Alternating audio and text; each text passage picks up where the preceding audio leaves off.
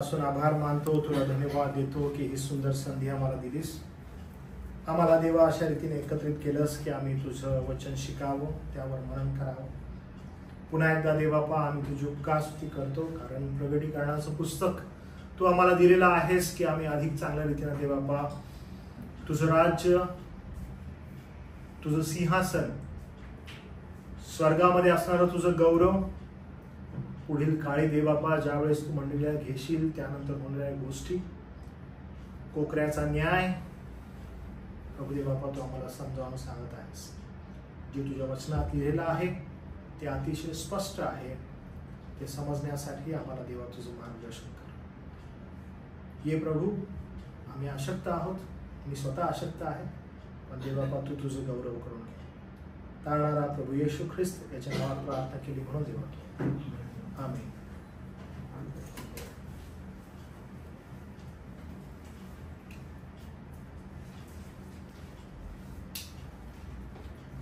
आपण 7वा अध्याय पूर्ण केलेला आहे आणि प्रगटीकरणाचा 7वा अध्याय पूर्ण झालेला असताना मी थोडंसं 7वा अध्याय जो आहे त्याच्या ज्या स्लाइड्स आहेत त्या मी तुम्हाला दाखवत आहे. आपण त्या स्लाइड्स पाहूया आणि मग आज आपण 8व्या अध्यायाच्या पहिल्या वचनाकडे लक्ष देऊया. ठीक आहे, फार महत्त्वाचं आहे जे आपण शिकत आहोत ते, आणि देवा आपल्याला त्यासाठी मार्गदर्शन करू. तर ज्या स्लाइड्स आपल्या समोर आहेत, आपण जे शिकलेलो आहोत, 2 क्लास आपण 7वा अध्याय शिकलेलो आहे आणि 2 क्लास आपण 7वा अध्याय शिकलेलो आहे. तर थोडंसं मी त्याची उजळणी तुमच्यासाठी करतो. आपण थोडंसं वाचूया, समजून घेऊया की 7व्या अध्यायामध्ये आपण काय काय शिकलेलो आहे. तर क्रोधापासून राखलेले त्याचे जे दास आहेत, त्याचे जे लोक आहेत, यांच्या संदर्भात वचन 1 पासून 8 पर्यंत गोष्टी लिहिल्या आहेत. हे 1 पासून 8 पर्यंत नेमके काय आहेत आपण समजून घेऊया. 7व्या अध्यायामध्ये जेव्हा 6 शिक्के एका मागोमाग एक फोडले गेले तेव्हा जगावर अभूतपूर्व आपत्ती, भीती आणि वध यांची मालिका दिसली. आपण पाहिलं की फार मोठ्या प्रमाणात 6 शिक्के जे आहेत ज्यावेळेस ते फोडण्यात आले, आपण पाहिलं की फार मोठ्या प्रमाणात आपत्ती होती, भीती होती आणि वध आपल्याला दिसले. जे प्रभू येशू ख्रिस्ता संदर्भात विश्वास ठेवणारे लोक त्यांच्या मागं कशा रीतीनं, म्हणजे आपण पाहिलं की लोक लागलेले आहेत, मोठ्या प्रमाणामध्ये आपत्ती आपल्याला दिसत आहे, खूप मोठ्या प्रमाणात भीती दिसत आहे. आणि ह्या सगळे संकटाचा काळ जो आहे तो म्हणजे येशू ख्रिस्त जो राजाधिकार आणि प्रभूंचा प्रभू आहे, त्याने आपल्या धार्मिक क्रोधाची सुरुवात केली आहे असं दर्शवतं. ख्रिस्त आपल्या शत्रूवर योग्य न्यायाचा क्रोध होतील आणि शेवटी पृथ्वीवर त्याचे राज्य स्थापन करील. पहिले 5 शिक्क्यांचे न्याय भयंकर होते, परंतु 6व्या शिक्क्याचा न्याय यापेक्षा अधिक भयंकर होता आणि अजून 7व्या शिक्क्याच्या आत असलेला कर्णा व वाटी यांचा न्याय अधिक तीव्र असतील. लोक देवाच्या क्रोधाला नाकारतील, पण 6व्या शिक्क्याच्या भयान घटनानंतर ते स्वीकाराव्यास भाग पडतील की हे देवाचा क्रोध आहे. जसं मी तुम्हाला सांगितलं की जेव्हा हे सगळं घडत असेल तर वेगवेगळे उद्देश, वेगवेगळे लोक त्या ठिकाणी त्यांचे स्वतःचे मतप्रवाह काढतील आणि ते म्हणतील काहीतरी मोठं संकट आलेलं आहे, उलथापालथ होत आहे आणि आपण एक संपूर्ण जग एकत्रित येईल आणि कशा रीतीने ह्याला आपण टॅकल करू असं ते बोलत राहतील. पण तोपर्यंत त्यांना हे समजणार नाही की हा देवाचा क्रोध आहे. पण जेव्हा 6वा शिक्का फुटेल, 6व्या शिक्क्यानंतर मात्र हे लोक स्वीकारण्यास मजबूर होतील की हा देवाचा क्रोध आहे.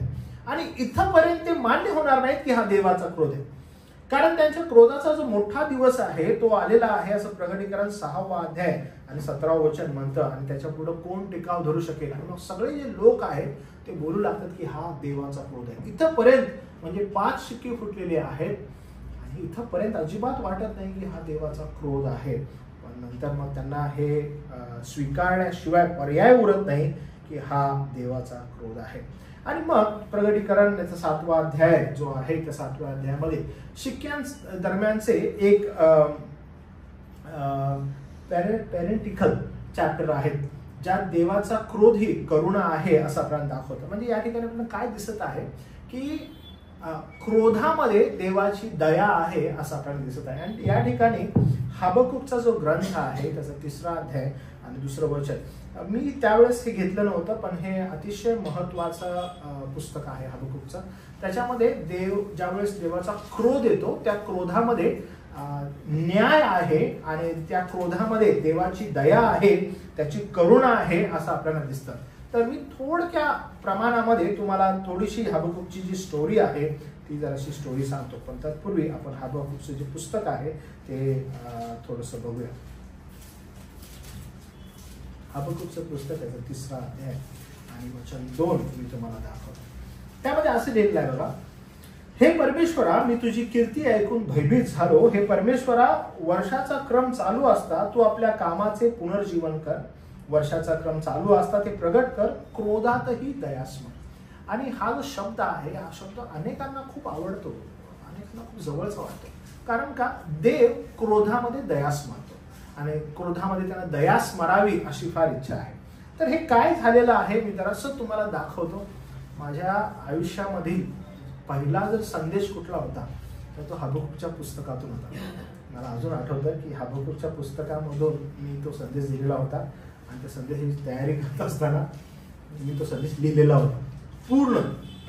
तो चर्चमध्ये मला द्यायचा होता. तरुणांचा रविवार होता आणि तरुणांच्या रविवारी पालकांनी संधी दिलेली होती की तरुणांमधून कोणीतरी संदेश द्यावा. आणि मग त्या हबक्कूकचा संदेश तयार करण्यासाठी खूप म्हणजे म्हणतो ना 1 मंथ नुसतं त्या हबक्कूकची पुस्तकं, हबक्कूकचा अभ्यास करत होते. त्यामुळे हबक्कूक ज्यावेळेस कधी नाव येतं त्यावेळेस क्रोधामध्ये देवानं स्मरलेली जी दया आहे ती आठवते.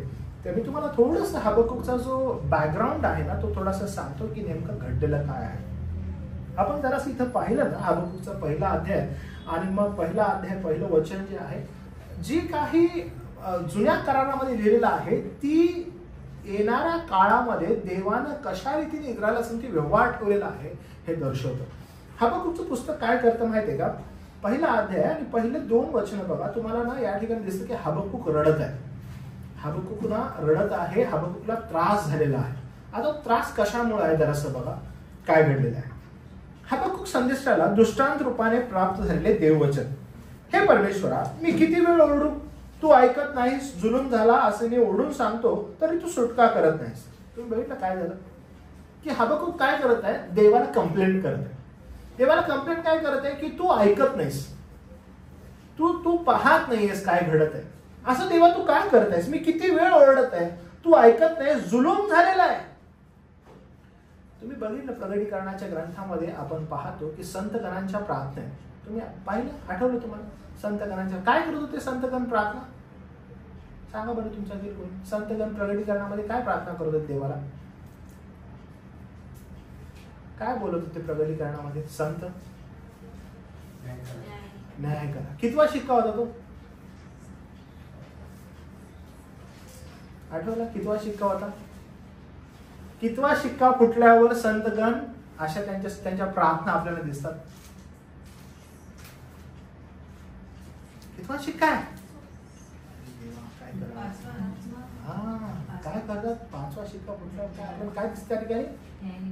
प्रार्थना दिसतात.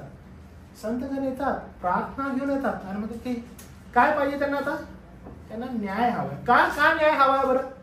कारण त्यांना खूप जुलूम झालेला आहे, खूप त्रास झालेला आहे, आम्हाला न्याय पाहिजे.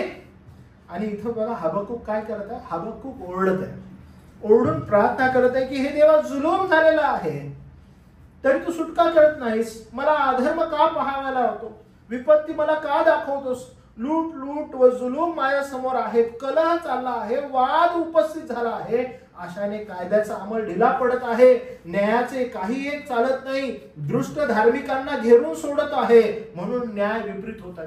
कुणाची कंप्लेंट आहे माहिती का? संपूर्ण इस्रायल लोकांची कंप्लेंट आहे. काय होत आहे? इस्रायल लोकांची कंप्लेंट करण्यात येत आहे. कुणाला? देवाला. काय कंप्लेंट आहे? इस्रायल लोक बरोबर वागत नाहीत. देवा तू का गप्प आहेस? जुलूम चालू आहे. अरे बघ धार्मिकांवर दृष्ट उठलेले आहेत, त्यांना मारायचा प्रयत्न करतायत. अरे देवा तू किती वेळ गप्प राहशील?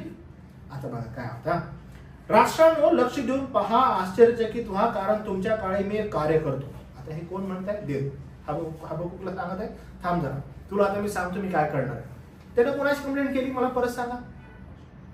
त्यानं कोणाची कंप्लेंट केली हबक्कूकने? इस्रायलाची. कुणाला केली? परमेश्वराला. काय म्हटलं तो? काय चालू आहे? जुलूम चालू. काय चालू आहे? जुलूम चालू आहे. म्हणजे किती भयानक गोष्टी चालू आहेत देवा, तू काय गप बसलेला आहेस? गप बसू नको, लवकर काहीतरी कर. आणि तो बोलत आहे लवकर काहीतरी कर. आणि मग देवाचं वचन हबक्कूकला प्राप्त झालं. तो म्हटलं, राष्ट्रांनो लक्ष देऊन पहा, आश्चर्यचकित व्हा, कारण तुमच्या काळी मी एक कार्य करतो. बघा काय म्हणतो, ते तुम्हाला सांगितले तरी तुम्ही विश्वास धरणार नाही. तो म्हणतो, मी असं तुम्हाला आता कार्य सांगणार आहे. कोण म्हणत आहे? खुद्द देव. मी असं तुम्हाला सांगणार आहे की तुमचा विश्वास बसणार नाही. बघा, म्हणजे काहीतरी एक विलक्षण गोष्ट आता येणार आहे बरं का. म्हणजे मी आता तुम्हाला सांगतो, तुमचा विश्वास बसणार नाही. हबक्कूकला देवाचं वचन प्राप्त झालंय. कारण बघा, कारण पहा मी खासद्यांची उठावणी करतो. काय झालेलं आता? कोणाची उठावणी करतो? खासद्यांची. आता हे खासदी कोण आहेत बघा? खासदी हे परराष्ट्रीय लोक आहेत. ओके, हबक्कूक कोणाची कंप्लेंट करतोय?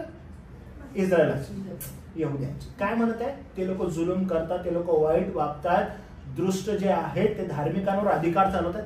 तू गप कायस? कुणाला म्हणत आहे तो? देवाला. अरे तू गप कायस? न्याय कर. काय म्हणत आहे? गप काय? न्याय कर असं म्हणत आहे. मग देवबापाचं वचन हबक्कूकला प्राप्त होतं. तो म्हणतो की राष्ट्रांनो लक्ष देऊन पहा, मी एक आश्चर्यचकित व्हा, कारण मी तुमच्या काळी एक कार्य करत. आता हे का महत्वाचं आहे? कारण तुम्ही विश्वास ठेवणार नाही म्हणतो तो. काय म्हणत आहे? तुम्ही काय करणार नाही? मी जे कार्य करणार आहे तुम्ही विश्वास ठेवणार नाही. तो काय म्हणत आहे बघा, कारण का विश्वास ठेवणार नाही? कारण इस्रायलाला धडा शिकवायला. तो बघा काय म्हणत आहे, इस्रायलाला धडा शिकवायला कोणाची उठावणी आहे? खासद्यांची. आता हे ऐकल्यावर किंवा हे बोलल्यावर काय घडतं बघा. हे खासदी कोण आहेत बघा, 6 वचन. ठीक आहे, लक्ष देऊन पहा बरं का. कारण पहा मी खासद्यांची उठावणी करतो. ते कसे आहेत बघा, ते लोक कसे आहेत? तुमच्यातले तुम्ही वाचा बरं काय लिहिलं आहे. ते कसे आहेत? उग्र. उग्र म्हणजे काय असतील बरं? उग्र शब्द म्हणजे काय बरं? तुम्हाला काय समजतं? उग्र म्हणजे काय असतात? उग्र कुणाला म्हणता येतील? खूप उग्र मनुष्य आहे.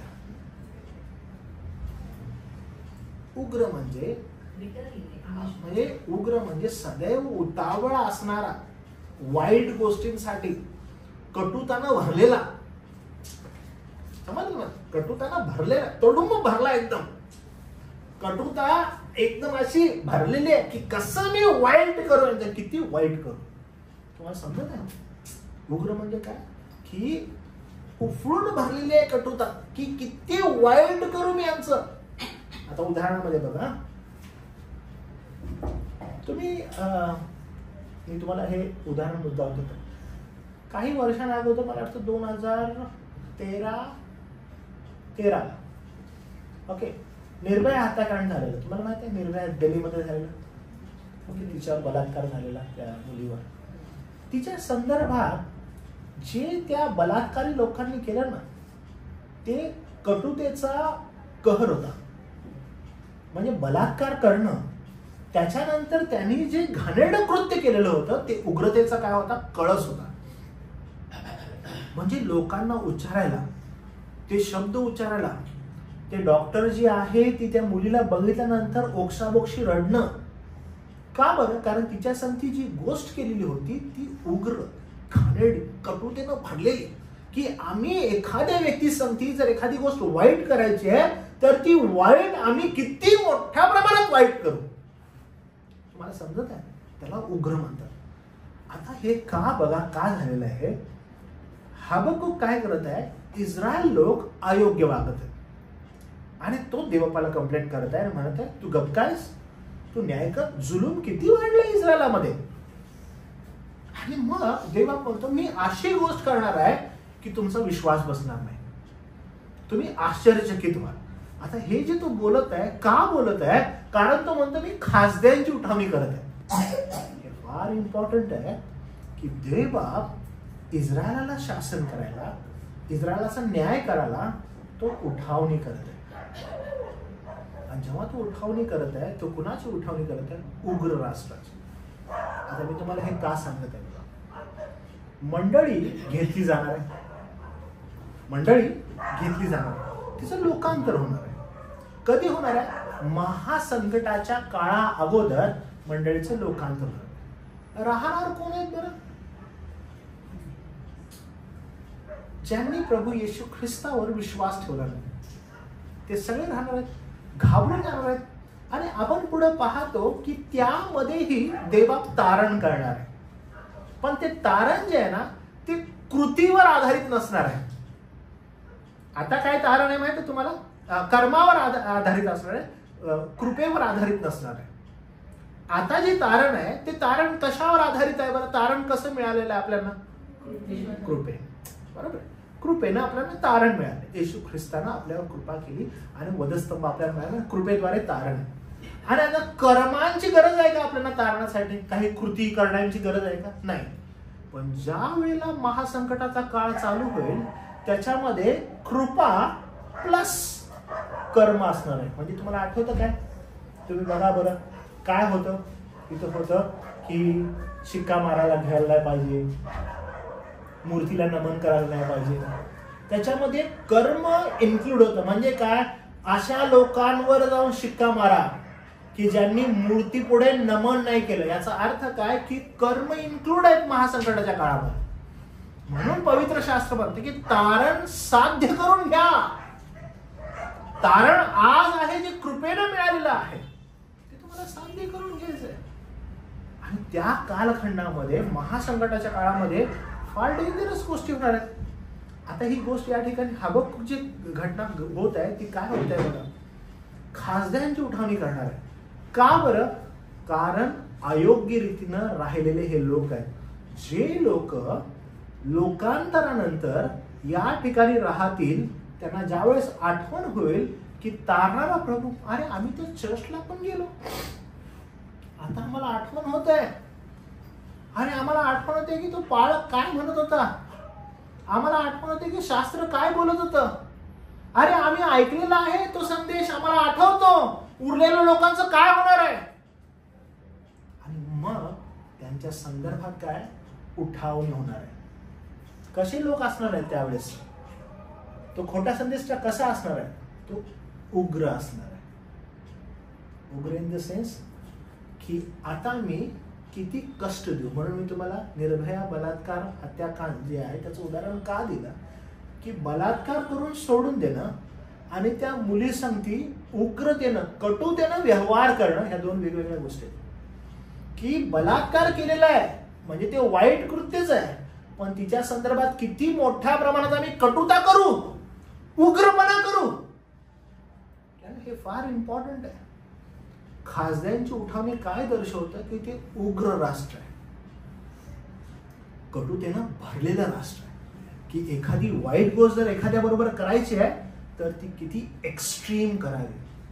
महासंकटाच्या काळामध्ये ज्या वेळेस उरलेले लोक या ठिकाणी असतील तारण साध्य करण्यासाठी त्यांना एवढ्या भयानक कटुतेतून बाहेर पडावं लागेल. आणि ते फक्त कृपेद्वारे नसेल, त्याच्यामध्ये कर्मांचाही समाविष्ट असेल.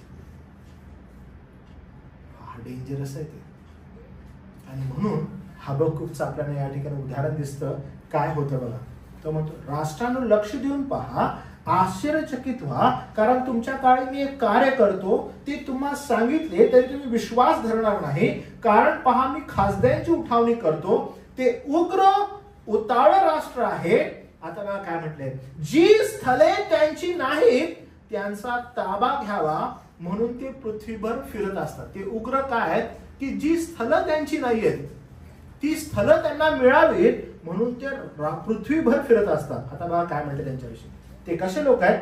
ते दारुण व भयंकर आहेत. ते कसे आहेत? ते दारुण व भयंकर आहेत. एवढंच नाही, त्यांचा न्याय व त्यांचे वैभव त्यांचं स्वतःच आहे.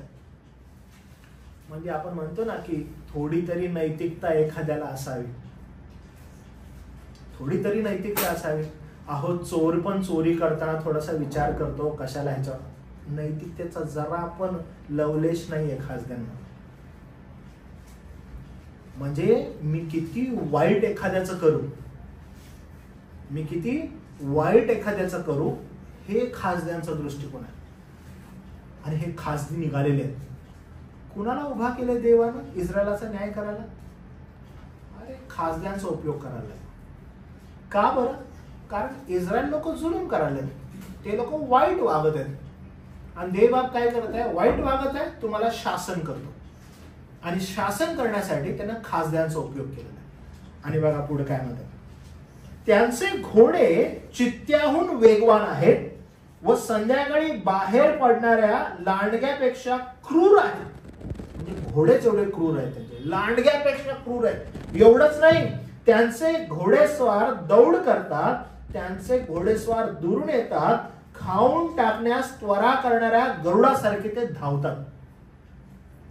म्हणजे ह्यांचं ज्यावेळी चित्रण खासदारांचं केलेलं आहे, हे किती डेंजरस आहे बघा, की खाऊन टाकण्यासाठी गरुडासारखे ते धावतात. एखाद्या भक्ष्यावर ज्यावेळेस गरुड पाळत ठेवतो आणि जेव्हा त्याच्यावर जंप घेत होतो, तर कसं त्याला मिळवावं, कसं त्याला हाणावं, हा एकमेव प्रयत्न असतो. कारण हे गरुड काही साधे सुधे नसतात बरं का. ह्या घारी म्हणजे गरुड नाहीये. गरुड काय आहे, तो भले दिसायला आपल्याला कधी कधी ज्यावेळेस पाहतो आपण, तर अराउंड एक 2-3 फुटाचा असा काहीतरी असेल, पण he can kill bigger animals. चित्त्याला पण मारू शकतो, लांडग्यानं तर तो असंच मारतो. ज्यावेळेस तो वरून पाहतो येतो, त्याच्या पायाच्या पंजामध्ये एवढी ताकद आहे की तो आल्यानंतर तो त्या एका फटक्यामध्ये मारून टाकतो. आणि जेव्हा ते मरतात त्यांना उचलून घेऊन जातो. मेंढ्या त्यांना तर तो असंच मारून टाकतो. एवढी क्षमता त्या गरुडामध्ये, पहिल्या फटक्यातच मरतो. कारण ज्या फोर्सनं तो येतो, ज्या क्षमतेनं तो येतो, त्याच्यामध्ये खूप ताकद, खूप क्षमता आहे.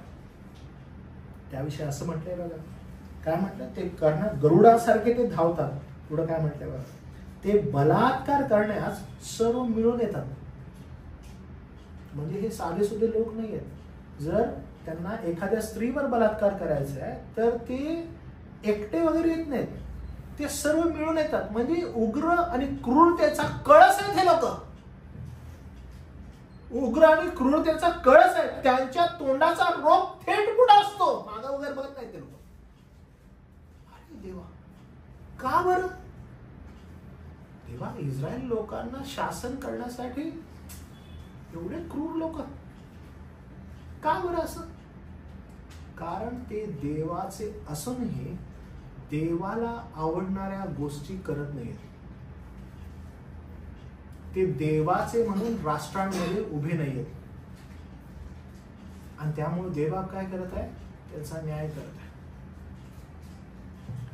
तुम्हाला माहित आहे, आपल्याला खूप घाबरण्याची गरज आहे. आपल्याला खूप घाबरण्याची गरज आहे. कारण तुमच्या आणि माझ्या नावासंगती एक नाव जोडलेलं आहे, आणि ते नाव आहे ख्रिस्त. तुमच्या आणि माझ्या नावासंगती एक नाव जोडलेलं आहे, आणि ते नाव आहे ख्रिस्त. आपल्या दैनंदिन जीवित क्रमाने आपण जर त्या नावाला काळीमा फासत आहोत ना, आपली दुर्दशा आहे बरं का. आपण फार गंभीर असायला पाहिजे बाबतीत. कारण ते त्याच्या एकुलत्या एका पुत्राचं नाव आहे. ज्या एकुलत्या एका पुत्रानं त्याचं रक्त सांडलं आणि खंडणी म्हणून आपल्याला तारण दिलं. आपण म्हणून गंभीर असायला पाहिजे. इस्रायल लोक, इस्रायलासाठी एक नाव होतं, ते नाव होतं यहोवा. निवडलेले लोक, आणि ते लोक राष्ट्रांसाठी आशीर्वाद बनलेलं होतं. पण आता काय होत आहे? हबक्कुक म्हणत आहे की जुलूम करायलेत, वाईट वागायलेत, घाणेरडे राहिलेत, आणि तू गप आहे, तू न्याय करत आहे. देवा म्हणतो थांब, माझा न्याय मी दाखवतो. खासदारांची उठावणी केली. किती भयान राष्ट्र आहे. आणि ह्या अशा राष्ट्राला जे लोक एवढे भयानक आहेत, जे लोक चित्त्याहून वेगवान आहेत, जे लोक संध्याकाळी बाहेर पडणाऱ्या लांडग्यापेक्षा क्रूर आहेत, त्यांचे घोडेस्वार दुरून येतात, खाऊन टाकण्यास त्वरा करणाऱ्या गरुडासारखे धावतात, बलात्कार करण्यास एकत्र मिळून येतात, त्यांच्या तोंडाचा रोग समोर असतो, वाळूच्या कणाप्रमाणे ते बंदिवानांना गोळा करतात. म्हणजे जेव्हा ते इस्रायलावर येतील, वाळूचे कण कसे जमा करतात तसे ते लोकांना बंदिवान करतील, असे गोळा करतील. तुम्ही घरामध्ये जर धूळ साठली तर आपण काय करतो, असं झाडू मारतो ना, तशा प्रकारे ते बंदिवान गोळा करतील. एवढे भयानक आहेत ते. तो तर राजास कसपट समजतो, अधिपतीस कवडी मोल मानतो, कोणताही किल्ला असला तरी तृणवत गणतो, मातीचा ढीग रचून किल्ला सर करतो. तुम्ही बघितले यांच्यामध्ये काय क्षमता आहे. ते राजांना पण काय नाही मानत, अधिकाऱ्यांना पण काय नाही मानत. अरे कोण तू, कुठला तू. एवढे भयानक लोक आहेत. त्यांना सांगण्यात येतं की अशा लोकांना तुझ्या विरोधात उभं करत आहे. हे किती डेंजरस आहे बघा.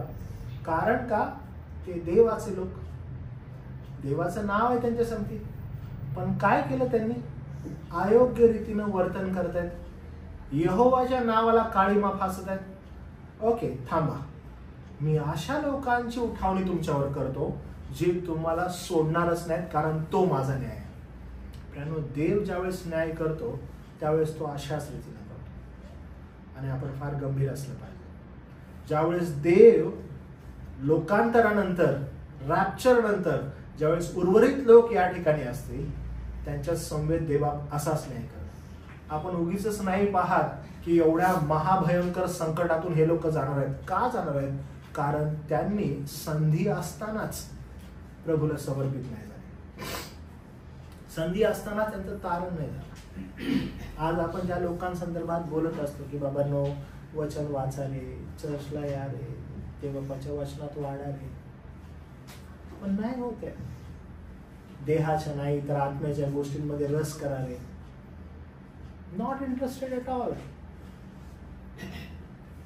प्रेम, ह्या महान संकटामध्ये देवबापाच्या लोकांना उभं करेल. आपण पाहिलेले आहेत पहिले 5 ज्यावेळेस शिक्के फुटतात घडलेल्या गोष्टी आपण पाहतो की त्या किती भयंकर असतात. मग बघा काय होतं, असं झालेलं आहे. 11वं वचन म्हणतं, शेवटी सोसाट्याचा वारा येऊन तो उडून जाईल, स्वपराक्रम हाच ज्यांचा देव त्याच्यावर रोष येईल.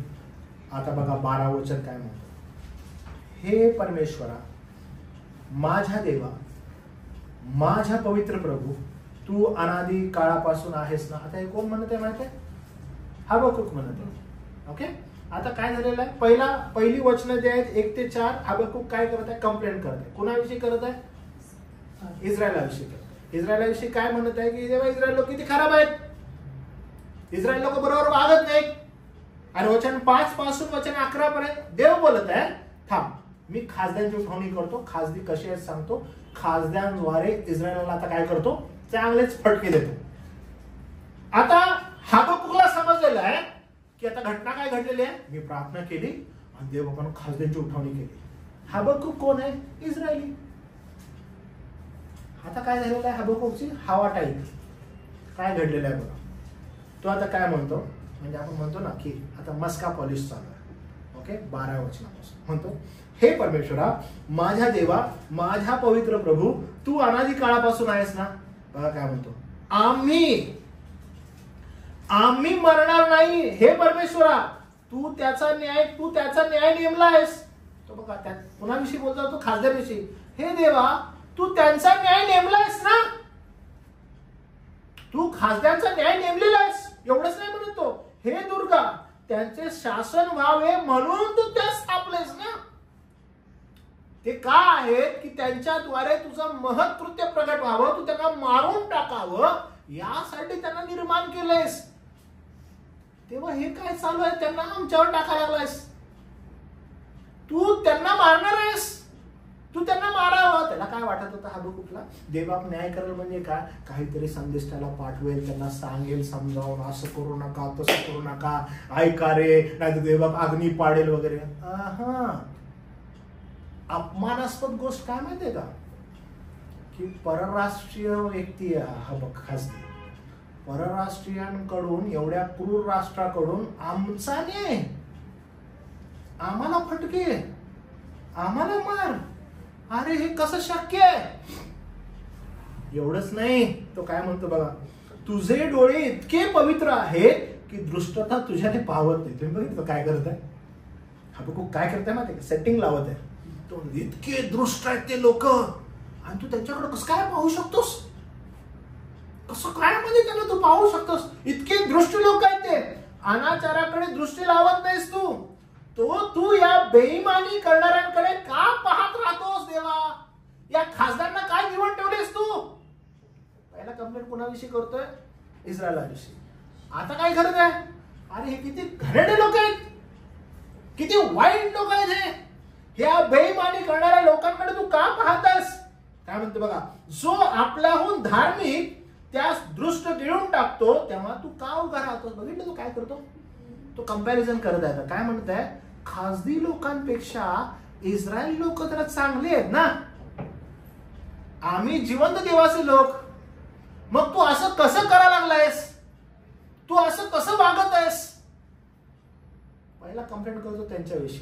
जशा खासदारांना उठवतो आता फिरला तो. कारण का? एवढे भयानक लोक, एवढे भयानक राष्ट्र देवा आमच्या विरोधात.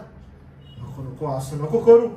बघा काय म्हटलेलं आहे पुढे, जो आपल्याहून धार्मिक त्यास दृष्ट घेऊन टाकतो तेव्हा तू उगा का राहतोस?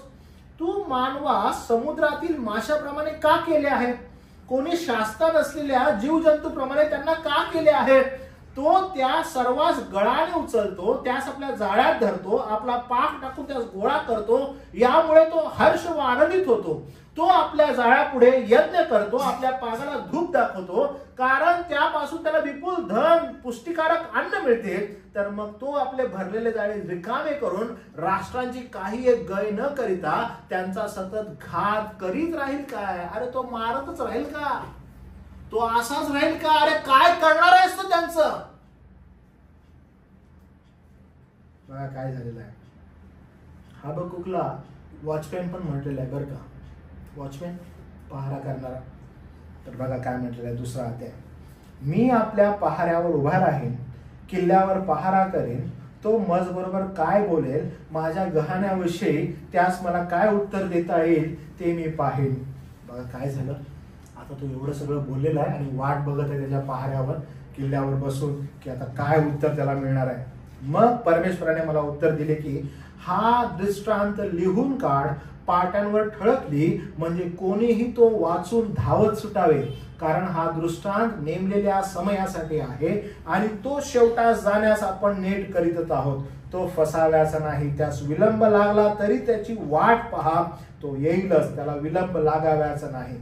आणि पहा या ठिकाणी काय म्हटलंय. आता 4 पासून पुढं खासदारांचा जो न्याय आहे तो खासदारांचा न्याय तो करत आहे. म्हणजे परमेश्वर देवा काय करत आहे मी तुम्हाला थोडक्यात सांगतो, जे आपल्याला महत्वपूर्ण आहे. हबक्कूक काय करतो? सगळ्यात पहिला जे इस्रायल आहे, इस्रायलची कंप्लेंट करतो. देवा म्हणतो थांब, मी पाहिलेलं आहे, मी खासदारांची उठवणी करतो. खासदारांचं नाव ऐकलं ह्याच्या मनामध्ये धडकी भरते. तो खासदारांची आता कंप्लेंट करतो. खासदारांची कंप्लेंट केल्यावर देव म्हणतो तुला काय वाटतं, मला ठाऊक नाही का? दुसऱ्या अध्यायामध्ये जो संपूर्ण आहे तो त्याच्यामध्ये तो म्हणत आहे खासदारांची नेमणूक मी नाशासाठीच केलेली आहे, मी त्यांना नाश करणारच आहे, ते मारणारच आहेत. पण त्या अगोदर त्यांची नेमणूक यासाठी आहे की जे स्वतःला धर्मी म्हणू इच्छितात ते अयोग्य रीतीनं वर्तन केल्यामुळं त्यांचा न्याय करण्यासाठी मी खासदारांची नेमणूक केलेली आहे. त्यांचा न्याय मी करणारच आहे. हे ऐकल्यानंतर आता संपूर्ण दुसरा अध्याय जो आहे तो ऐकतो आणि ऐकल्यानंतर आता आपण जे वचन वाचलं 3रा अध्याय 2रं वचन, त्या वचनाकडे आपण गेल्यानंतर आपल्याला समजतं की हा काय करत आहे. 3रा जो अध्याय आहे तो अध्याय 2-3 काही नसून हबक्कूकचं स्तोत्र आहे. आणि हे जे स्तोत्र आहे, जे काव्य आपण म्हणतो, या काव्यामध्ये तो ते काव्य करत असताना परमेश्वराला आता असं म्हणत आहे की हे देवा, जेव्हा तू ह्या खासदारांची उठवणी करशील तेव्हा जेव्हा तुझा क्रोध इस्रायलावर असेल तेव्हा तू त्या क्रोधामध्ये काय कर, तुझी दया स्मर. आता हे का आपण वाचलेलं आहे. ज्यावेळेस प्रगटीकरणाचा 7वा अध्याय आपण पाहतो त्या 7व्या अध्यायामध्ये आपण हे समजणं गरजेचं आहे की महासंकटाच्या काळामध्ये ज्या वेळेस लोक जातील तेव्हा एक मात्र फार आवश्यक आहे समजून घेणं की त्यामध्ये देवाचं तारण असेल का? ऍब्सोल्युटली असेल. महासंकटाच्या काळामध्ये देवबाप तारण करेल का? बिलकुल करेल. पण एक समजणं आपल्याला फार गरजेचं आहे की कृपेद्वारे जे तारण आहे, जे आता आहे, महासंकटाच्या काळामध्ये कृपा प्लस कार्य, कृपा प्लस कर्म त्या कालखंडामध्ये असेल. आणि आपण पाहतो कृपेबरोबर कृती त्या ठिकाणी फार महत्वाचा रोल प्ले करणार. आणि त्यामुळं आपण पाहतो की जेव्हा चौथं वचन तिसरा अध्याय 4थ्या वचनामध्ये ज्यावेळेस आपण पाहतो की हबक्कूक ज्यावेळेस प्रार्थना करतो त्यावेळेस प्रार्थना करत असताना दुसऱ्या वचनापासून पुढं की हे परमेश्वरा मी तुझी कीर्ती ऐकून भयभीत झालो. हे परमेश्वरा वर्षाचा क्रम चालू असता आपल्या कामाचे पुनर्जीवन कर. वर्षाचा क्रम चालू असता तो प्रगट कर. क्रोधात दया स्मार असं परमेश्वर देव त्या ठिकाणी आपल्याला दिसतं की त्या क्रोधामध्ये दया स्मरणार आहे. आणि मग आपण पुढे जातो आणि प्रगटीकरणाच्या पहिला जो गट आहे 1 ते 8 वचनामध्ये 7व्या अध्यायाच्या पृथ्वीवर वाचले गेलेले 1,44,000 यहुदी विश्वासू. हे विश्वासू कोण होते आपण फार स्पष्ट रीतीनं समजलेलो आहे 2 आठवड्या अगोदर की हे कोण आहेत. हे यहुदी विश्वासू असणार आहेत. हे संकट, युद्ध, दुष्काळ, रोग, ख्रिस्त विरोधकाच्या छळापासून वाचतील. हे जिवंत राहतील आणि 1,000 वर्षाचं जे राज्य आहे त्या राज्यात हे 1,44,000 प्रवेश करतील. दुसरा गट एक आहे आणि दुसरा गट पण आपण पाहिला. तो दुसरा गट काय होता तर अध्याय 7 वचन 9 ते 17 आणि हा दुसरा गट आपण पाहिला. पहिला गट जो होता तो 1,44,000 यहुदी लोक होते आणि हे यहुदी लोक कोण होते आपण पाहिले आणि 1000 वर्षामध्ये जेव्हा हे पदार्पण करतील आपण तेही पाहिलं. दुसरा गट आपण पाहिला जे मारले गेले होते. जे मारले गेले होते शुभ्र वस्त्र दिले. तुम्हाला आठवत असेल शुभ्र वस्त्र दिले पण स्वर्गात आनंद ठेवला गेलेला होता त्याच्यासाठी. ते नरकात नव्हते तर देवाच्या उपस्थितीत होते. हे दुसरा गट आपण त्या ठिकाणी पाहतो. म्हणजे 2 गट होते त्यांची संख्या अगणित असं लिहिलेलं आहे. आठवलं तुम्हाला त्यांची संख्या कशी होती अगणित लोक होते आणि त्यांच्या संदर्भात 9 ते 17 वचनामध्ये फार सुंदर रीतीने लिहिलं आहे. आता आपण थोडंसं पटपट जाऊया म्हणजे समजायला मदत होईल. ओके मला वाटतं की हे टाळणं गरजेचं आहे. नंतर मग तुम्हाला लक्षात आहे ना का हे घेण्याची मला गरज आहे. 1,44,000 जे आहेत वर्स बाय वर्स पर 7वा अध्याय. ओके अंतिम विचार फक्त घेतो मी मग समजेल. प्रकटीकरण 7वा अध्याय 1 ते 8 मध्ये दाखवलेलं जे दृश्य आहे हे दर्शवतं की देव न्याय करत असतानाही तो आपल्या लोकांना विसरत नाही. इस्रायलाने पूर्वी देवाच्या साक्षीदार होण्याचे कार्य अयशस्वी केले पण येणाऱ्या काळात हे लोक देवाचे खरे सेवक ठरतील. यातून आपण शिकतो की देव क्रोधात हे दयाळू आहे आणि त्याचा हेतू न्याय करून त्याची करुणा दाखवण्याचाही आहे. आणि आपल्याला दिसतं की यहुदी लोकांनी नाकारलेलं होतं पण देवा कृपा करेल आणि त्याच्या क्रोधामध्ये त्याची दया असेल आणि 1,44,000 हे यहुदी लोक हे इस्रायली जे आहेत ते प्रभूकडे येतील आणि ते खरे सेवक होतील. आज जे नाकारत आहेत येणाऱ्या दिवसामध्ये त्यांची स्वीकृती आपण पाहू आणि आपण कदाचित असेल तर आपण नक्की पाहू नसेल तरीही आपण पाहणार जेव्हा आपण प्रभूकडे असू.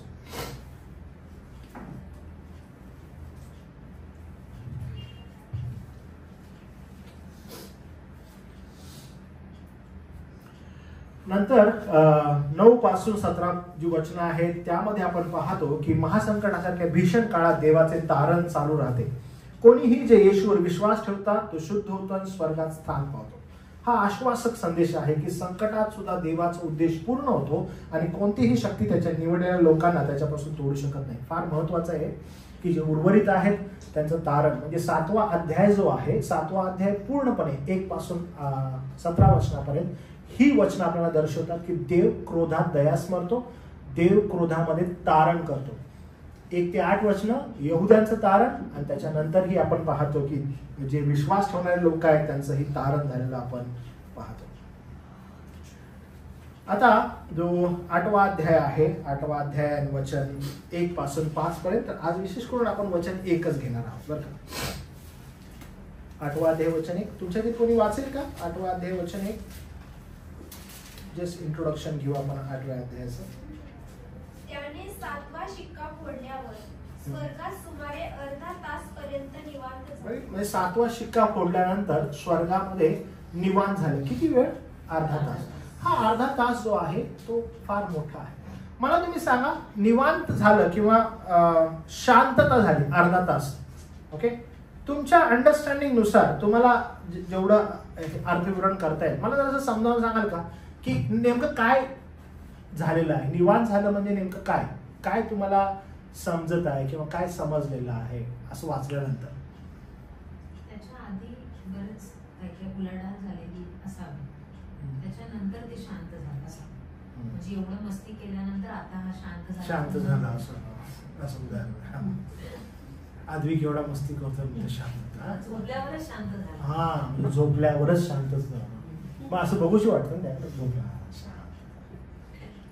ठीक आहे. हा, ते एक उदाहरण सांगताय. अजून काय तुम्हाला सांगता येईल? निवांत झालं, अर्धा तास निवांत झालं. पूर्वीची शांतता पण की जेव्हा जजमेंट येणार आहे त्याच्या आधीची जी शांतता आहे, भीषण शांतता. आम्ही दोघांनी एकदम म्हणजे माझे पॉइंट्स आहेत ना, ते पॉइंट्स बिलकुल घेतले, बिलकुल बरोबर आहे. 8 पॉइंट आहे ते. काय झालेलं आहे माहिती आहे का, की हे जे 6 शिक्के आहेत ना, तुम्ही जर पाहिलं की वन बाय वन हे फुटत होते, बरोबर आहे.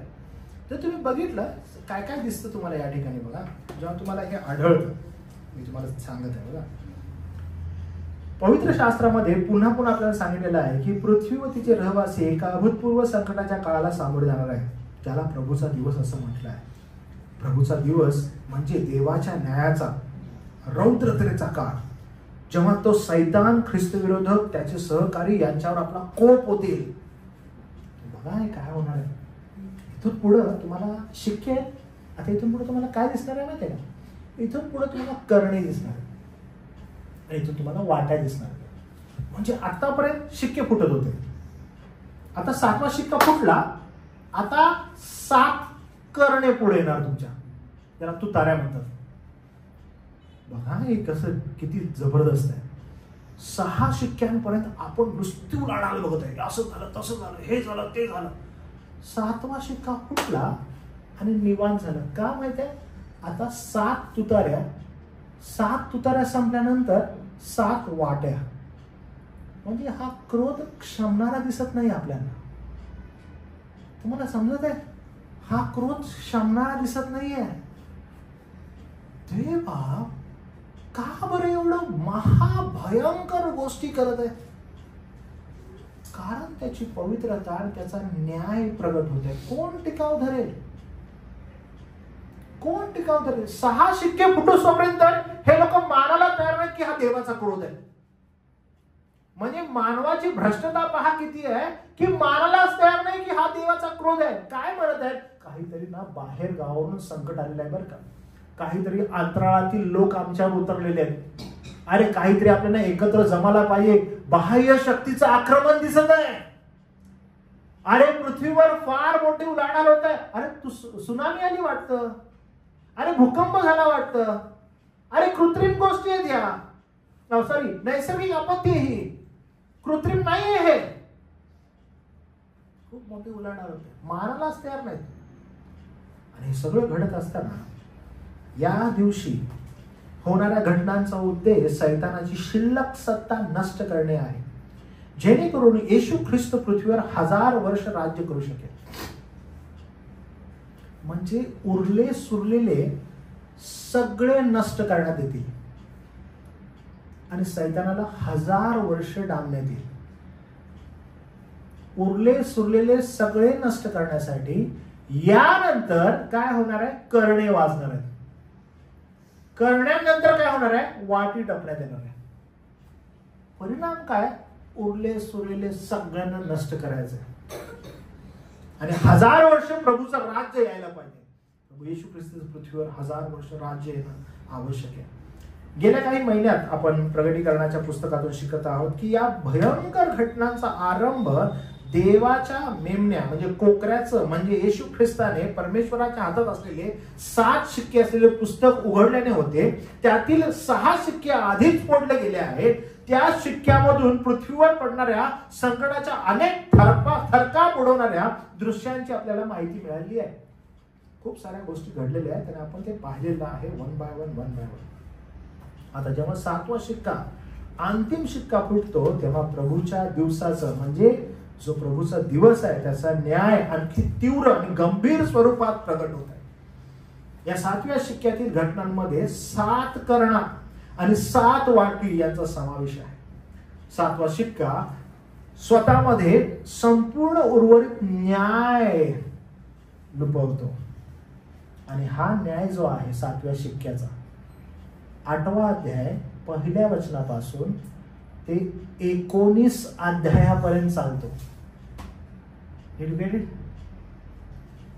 म्हणजे 7वा शिक्का आता फुटला, तर 7वा शिक्का फुटल्यानंतर कुठपर्यंत जाणार आहे? 19वा अध्याय. हो, 19व्या अध्यायापर्यंत हे जाणार आहे. त्याच्यामध्ये काय असणार आहे? त्याच्यामध्ये 7 करणे आणि 7 वाट्या. कारण का?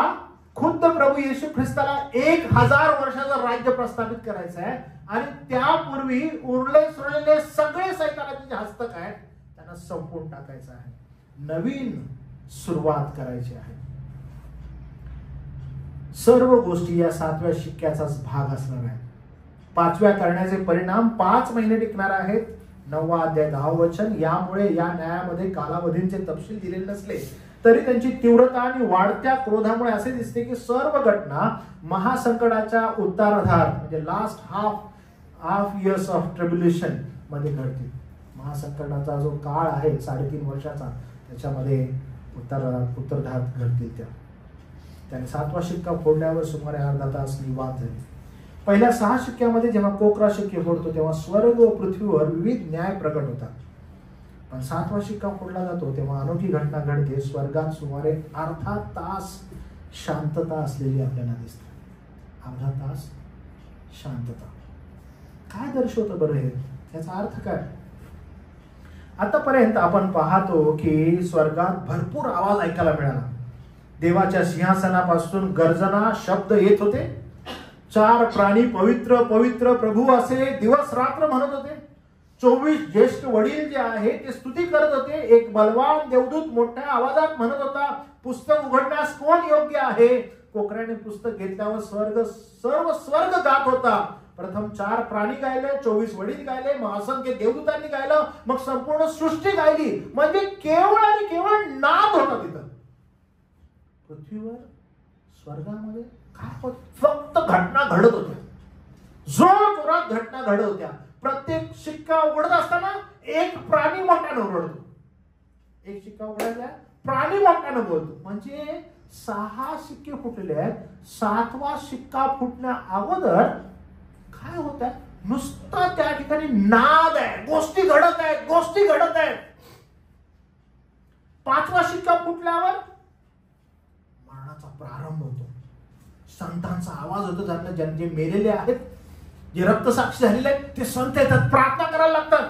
6वा शिक्का फुटला मोठा भूमिकंप होतो, गर्जना होतात. हो, पाहिलं.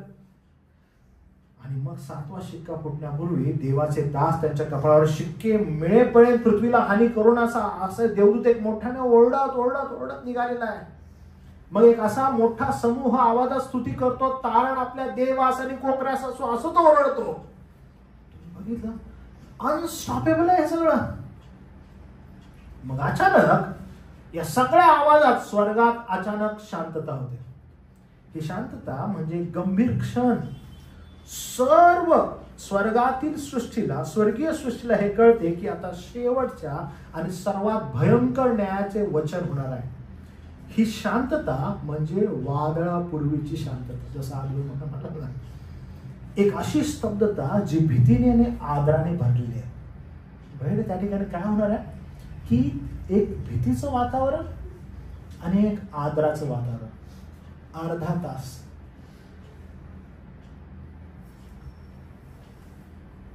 स्तोत्र 76, 8 आणि 9 मध्ये तू स्वर्गातून आपला निर्णय ऐकवला तेव्हा पृथ्वी भ्याली व स्तब्ध झाली. पृथ्वीवरील सर्व दिनास तारण्यासाठी न्याय निवाडा करण्यासाठी देव उठला. तेव्हा असे झाले. काय होणार आहे की अहो फार भयानकच शांतता. हो, तुम्ही विचार करा, आतापर्यंत नुसतं गोष्टी घडत आहेत. अचानकपणे शांतता झाली. पुढं काय होणार आहे ठाऊक नाहीये. मागं काय झालेलं आहे त्याचा विचार करवता होत नाहीये. योहानाची स्थिती काय झाली असेल? अर्धा तास, बरं का, अर्धा तास निवांत झाले. योहान आहे आणि अर्धा तास निवांत आहे, त्याला काहीच माहित नाही काय होतंय. त्याला लिहायचंय, त्याला काय करायचं, त्याला लिहायचंय आणि अर्धा तास निवांत आहे. तुम्हाला मी सांगतो, योहानाला एक एक सेकंड ना खात असेल. काय झालं, काय होणार आहे, काही समजत नाहीये. आदरयुक्त भय, वातावरण फारच डेंजर दिसत आहे. एक भयान आदरयुक्त भय संपूर्ण सृष्टीभर पसरलेलं आहे, निवांत झालेला आहे. माहित नाही काय होणार आहे. योहानाला अजून ठाऊक नाहीये तुतारा निघणार आहेत का, योहानाला माहित नाही वाट्या निघणार आहेत का, त्याला काहीच माहित नाहीये. एकदम शांत दिसत आहे मला. म्हणून त्यानं जेव्हा आपण हे 8:1 वचन वाचतो, आपल्याला दिसतं की त्याच्या पुढं गॅप दिसत आहे आपल्याला. काय घडलेलं आहे. अनंत काळाच्या दृष्टीने अर्धा तास काहीच नाही, पण योहानासाठी त्या अर्ध्या तासातील प्रत्येक मिनिट एक सदोष रहस्य व भीतीचा क्षण असेल. तुम्ही कधी अशा ठिकाणी गेलाय, तुम्हाला ठाऊक आहे एखाद्या अशा ठिकाणी जिथे तुम्हाला माहीतच नाही की काय पुढं होणार आहे. मी एकदा लहानपणी, मला ते आज ही अशी ते आठवलं की मला भीती येते. मी आदवी केवढा असेल, एक 10, 11, 12 वर्षाचा, आणि जिथे माझ्या सासू सासऱ्यांचं मूळ गाव आहे बेथलनगर. तर आम्ही सगळेजण, म्हणजे आम्ही आमच्या विश्रामबागचे, आम्ही ज्या ठिकाणी राहतो तिथून आम्हाला सगळेजण एका लग्नासाठी ते गावात गेलो बेथलनगरमध्ये. आणि मी आदवी केवढा होतो. माझे कझन्सनी ना मला घेतलं आणि मला घेऊन गेले एका ठिकाणी. तिथे ना पूर्वी असे बेथलनगरच्या आजूबाजूला मुरमाचे डोंगर होते. आणि मुरमाचे डोंगर तुम्हाला माहित आहे की माहित नाही. मुरमाचे डोंगर, आणि मुरमाच्या डोंगरच्या मधून एक रेल्वे जाते मिरज. आणि मुरमाचे डोंगर आणि रेल्वे, आणि एवढा असताना माझ्या मनावर परिणाम काय झाला माहिती आहे का, की तिथं खूप लोकांनी आत्महत्या केलेल्या होत्या. कुठं, त्या रेल्वे ट्रॅकवर तिथं. आणि कसं होतं ना, ते खालून होतं आणि मुरमाचे डोंगर आजूबाजूला. आणि मला ह्यांनी खेळण्यासाठी वगैरे तिकडे घेऊन गेले. माझ्यापेक्षा सगळे कझन्स माझे मोठे.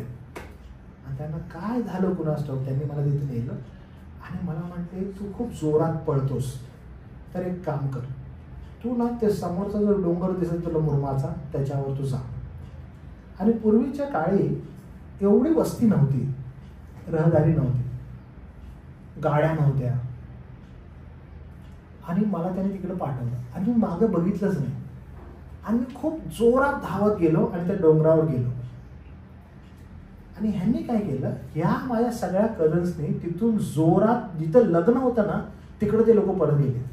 म्हणजे जो डिस्टन्स माझा त्या डोंगराकडे जाण्याचा होता, तो डिस्टन्स त्यांचा तिकडे जाण्याचा होता. आणि मी त्या डोंगरावर गेलो. मी मागं बघितलं, मला एकही माणूस दिसत नाही. मी पुढे बघितलं, मला एकही माणूस दिसत नाही. नुसतं वारं होतं, नुसतं वारं. आणि खाली ती ट्रेनचा ट्रॅक आहे ना, तो ट्रेनचा ट्रॅक होता जिथं ट्रेनची जाते. लोकवस्ती नाही. एक वेड्याचं हॉस्पिटल तिथं आहे, ते एक होतं, ते दिसत होतं लांब. कोणच नाही.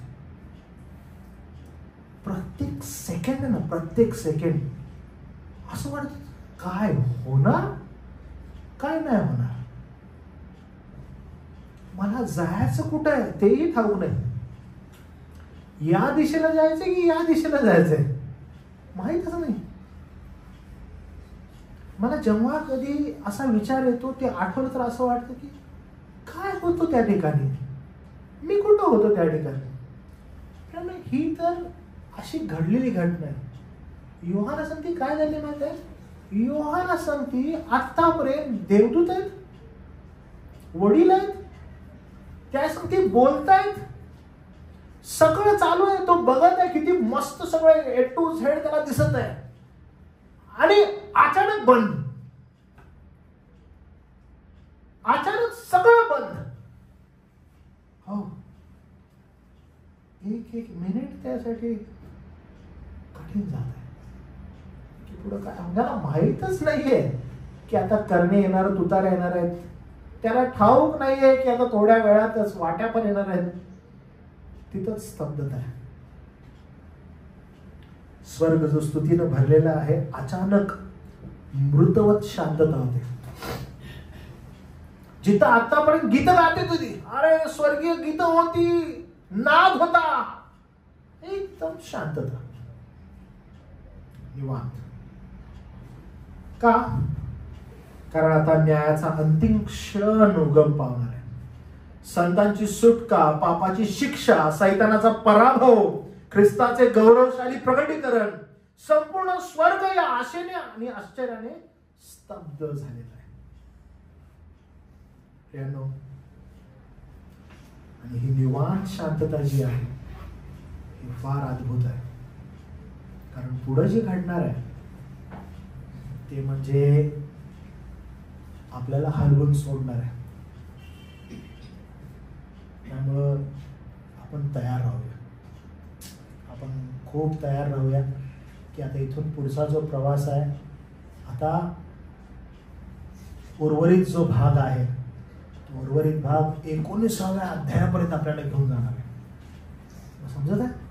19व्या अध्यायापर्यंत. 7वा शिक्का फुटला याचा अर्थ 19व्या अध्यायापर्यंत. आता we are just into 8 chapter.